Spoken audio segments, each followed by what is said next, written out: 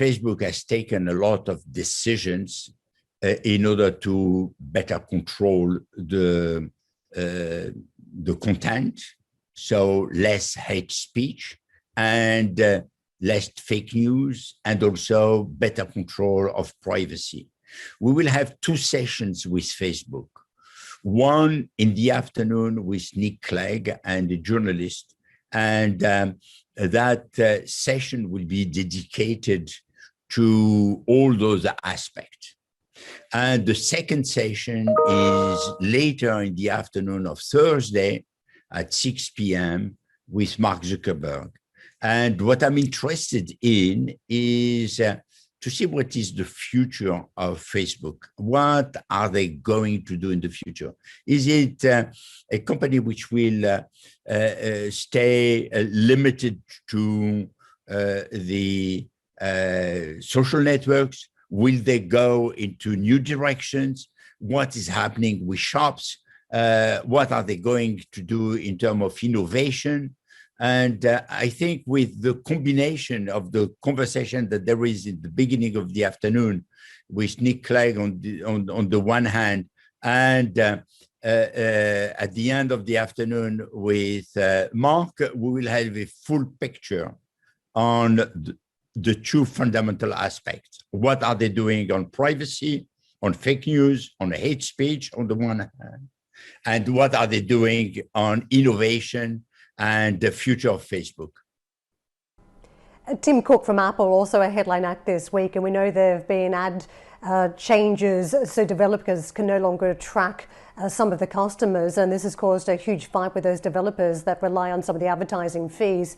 One interpretation is that this might be positive for the media companies, the ad agencies, because of the expertise that they can now bring in terms of targeting customers. Do you think that's right? Do you think this is a clear win for the good old-fashioned ad agencies? No, it's not a clear win. It is a situation by which we have to revisit the whole way we are working. And when you look at the decision that Google has taken, decision of Apple has taken their decision long ago, and you have no cookies with Safari.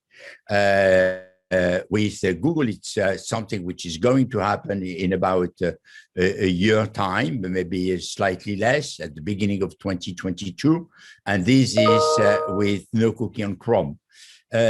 Privacy is extremely important. And I think the fact that all those platforms are taking care of the privacy of the consumers and their customers is something which is extraordinarily important, but this is leading to a revisit of the way we are working. Fortunately, at Publicis, we have invested heavily with the acquisition of Epsilon. So we have solutions, which is a combination of ID and contextual targeting, which is helping us to respect completely privacy. And at the same time, to deliver what the client needs. I believe that we are at a crossroad, and there are very few companies who will be able to be playing that kind of game. And otherwise, it will be only in the hand of the platform and what we call the walled gardens. And it is extremely important that there are alternatives to the walled gardens in their own interest, by the way. If they are controlling the whole market, it's not good because this will lead the legislators to take some very hard decision. And if there are some alternative solutions, this will be good for them and it will be good for the industry. And this is what we are working on, creating alternative solutions with contextual advertising, and targeting, which is quite impressive in terms of result, because we are getting results which are exactly the same and sometimes superior to what we are getting with cookies.